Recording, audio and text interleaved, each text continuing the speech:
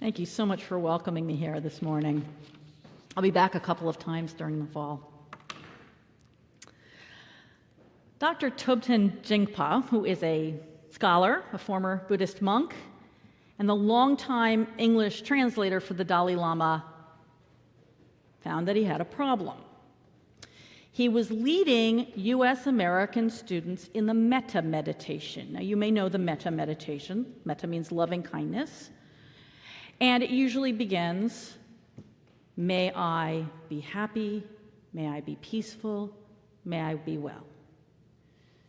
And you're working on expanding your loving kindness. So then you think of people that you love, and you say, maybe the people I love, or my friends, my family, be peaceful and happy and well. And then you really stretch and you try to think about people who are your opponents, your enemies even, and wish them all that. And then the last stage is to take in all of creation and wish everybody to be happy and peaceful and well. That's the usual order. But he found that students had a really hard time with the first part. They said, it's very hard for me to wish myself to be happy and peaceful and well.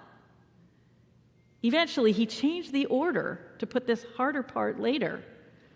The whole idea is that you start with something that's easier for you. But he was surprised.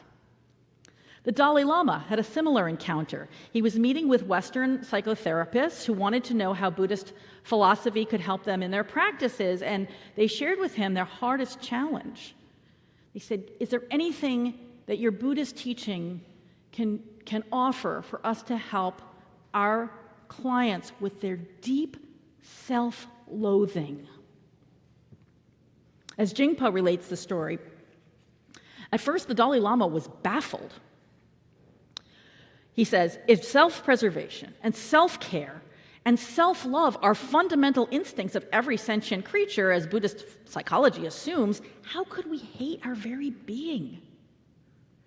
How could we become so unhinged and alienated from our own nature? He writes, the Dalai Lama now understands that self-hatred comes from caring a lot but being unable to accept or forgive our imperfect selves. And though he first encountered the therapist's stark description in the global West, research has made it evident that this problem is not limited to U.S. Americans or any one part of the human population. It's found even in cultures that have been immersed in Buddhism with that much more positive psychology. That said, here in our culture, I think we do struggle with it quite a bit. It seems that more than many cultures, ours needs to affirm our kindness for ourselves, our compassion for ourselves. We need to hear in our hearts the words that maybe you sing sometimes as we sing them in Santa Rosa. How could anyone ever tell you that you are anything less than beautiful, less than whole? Clearly, self-compassion can be difficult. To our ears, U.S. American ears maybe, the term might seem self-absorbed, even selfish, or just nonsensical. Compassion is a feeling between people, right? It's a quality of relationship. So how can we have it for ourselves? Well, we are capable of judging ourselves, liking ourselves, disliking ourselves, being ashamed of ourselves, being proud of ourselves. So we do have a relationship with ourselves. And that opens up the possibility that we can have compassion for ourselves or not have it. And that changes the quality of not only how we move through this life, but our relationships with other people. Even so, self-compassion is easily mixed up with other things. So let's take a little look at what it is and isn't. Dr. Kristen Neff has made the study of self-compassion her central focus, and you can take a test. Please don't do it right now during the service, but you can take a test test at self-compassion.org, where she reports all her research. As she's studied, she's determined that it makes sense to think about self-compassion as having three elements. One is self-kindness. Think of how you would respond or like to respond to a dear friend who has made a mistake or is suffering or feels inadequate. You would hope to respond kindly to them with patience and pointing them toward hope and what's best about them. So treating yourself the same way is the self-kindness aspect of self-compassion. It stands in contrast to self-judgment. And then the second quality that she pulls out is common humanity.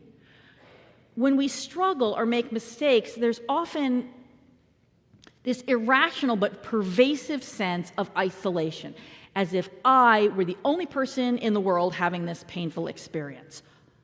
But all humans suffer. Not the same way, not the same amount.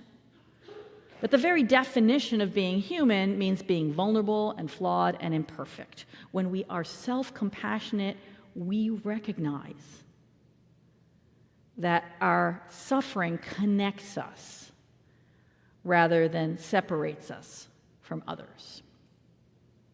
So Dr. Neff points that out and says, common humanity, that aspect of self-compassion, stands in contrast to isolation.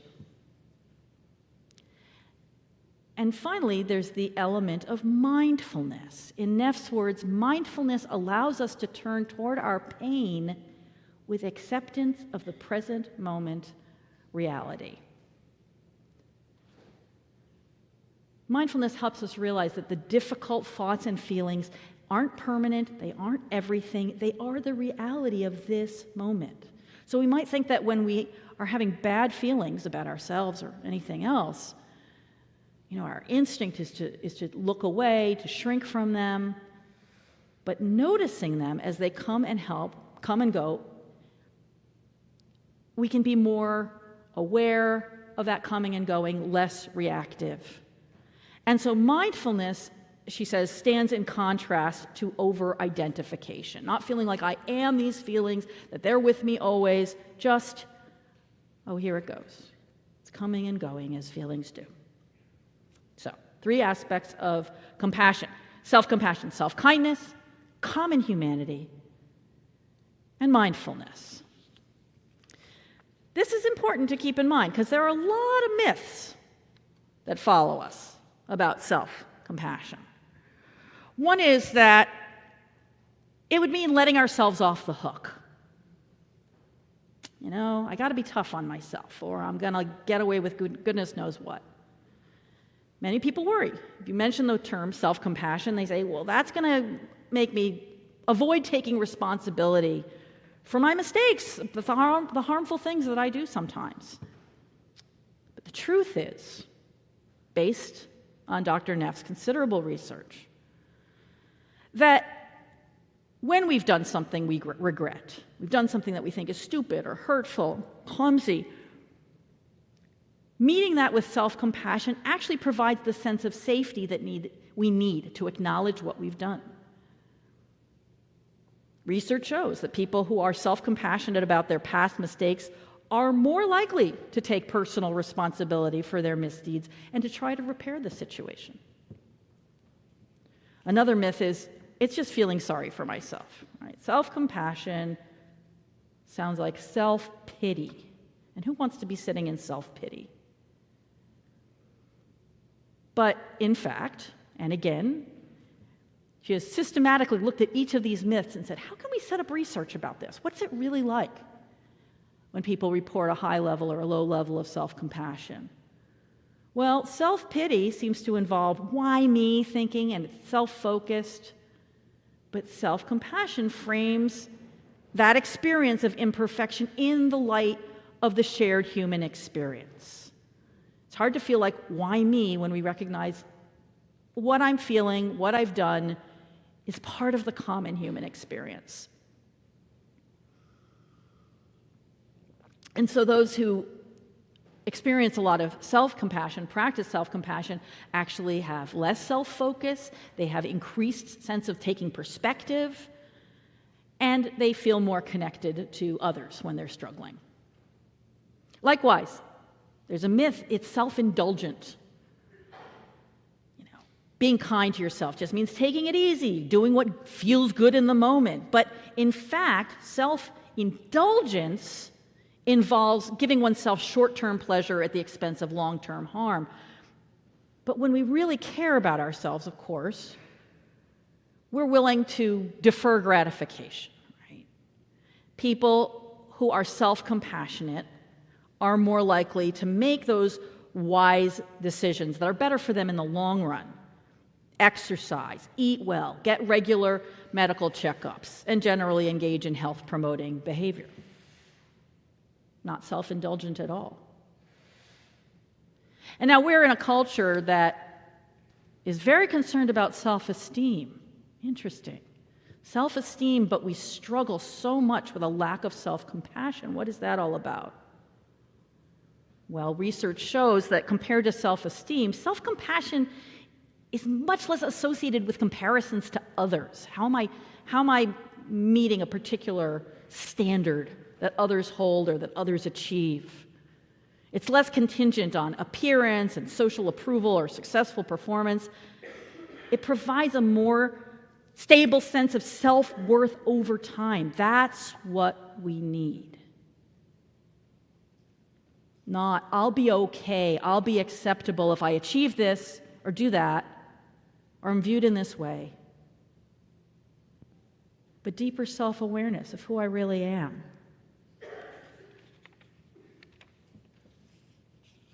And then there's that fear that self-compassion will make us soft or weak. I got to be tough on myself. Life's difficult. Got to be prepared. Got to have a little armor.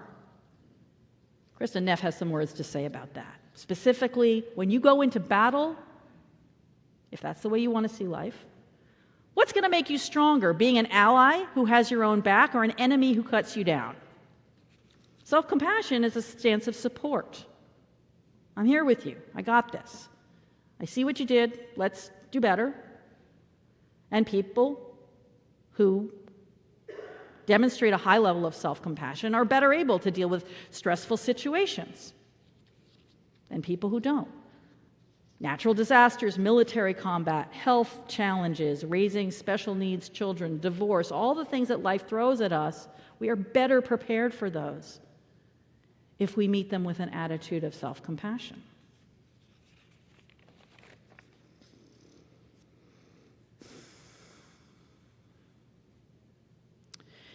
If we are to cultivate compassion for others, some would say, we need to have self-compassion. Dr. Jingpa says, not exactly. Some say that without self-compassion, we can't be compassionate towards others. I disagree, he says. Compassion for others, remember, he's a Buddhist, born, bred, and trained. Compassion, especially for those in need, is a natural human instinct. And developing self-compassion makes us more able to access and act upon our compassion for others. It helps us to renew our resources, protecting ourselves against burnout, pessimism, and despair. Again, when you meet other people's troubles or failures, regrets, are you more likely to meet them with care and love and generosity, with the patience of kindness? If you're feeling like, come on, being human is tough. Let's toughen up, everybody. I toughen up. What about you? Or will you be better prepared if you feel like you have an ally in yourself, keeping you strong? Self-compassion helps us to set realistic goals, Because when we feel like we need to prove ourselves worthy even to exist, which so many in our culture do, we set unrealistic goals for ourselves. That in itself is an unrealistic goal. It helps us to learn from our experiences. What helps you learn better? If you're learning to play an instrument, say, or learning a new language. When your teacher responds to your mistakes with, "You are so stupid, you'll never learn this." Or, "I can see how hard you're trying. Good work. That's great. I think here's where you went wrong. Want to try fixing that part and having another go?" That's self-compassion. Not opposed to trying to change ourselves, not we're just fine the way we are. We're on an adventure of self-improvement and self-discovery. But can we meet those mistakes and shortcomings with an attitude of a kind and wise and supportive teacher? And self-compassion helps us to feel less alone. We're more connected to others. And that, of course, goes both ways. If I realize that I am like you, I am also realizing that you are like me. And in fact, one of the phrases that Jingpa teaches in his compassion training at Stanford is, "just like me." Just like me. When you encounter a difficult person, remember, we all want to be loved and happy. I do. You do. The most difficult person in our lives does. Just like me. When we do that 4-part meditation, the third part is to imagine a difficult person. Someone for whom it is particularly challenging for us to summon up compassion. I'm going to give you a second to think of somebody. Okay, you've thought of them.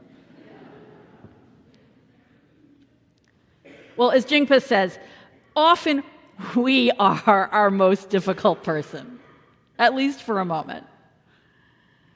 And a barrier toward feeling compassion for another person is when we have feelings of resentment or enmity toward them.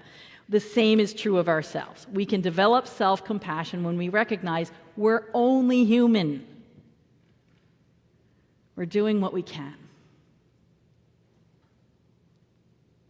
This is how we grow as people. This is how we learn. This is how we expand our hearts to hold more. The difficult along with the easy. The mistakes and harms committed along with the endearing actions. Just the whole darn mess of being human. Goodness knows, we are capable of cultivating compassion for others while being very hard on ourselves. We see helping professionals who spend all day helping other people and then are very impatient with their families. We see heroically altruistic people who beat themselves up for not doing more, sleeping less, fixing everything that's broken about the world. So that proves that compassion, as Jingpa says, doesn't always track along with self-compassion. But there is no question that practicing self-compassion, far from getting us lost, absorbed in ourselves, concerned only with ourselves, will actually help us to cultivate and act upon compassion for others. Self-kindness, remembering that we are part of humanity, and being mindful. That is a way to make the world one that radiates compassion from here on out. So may we do.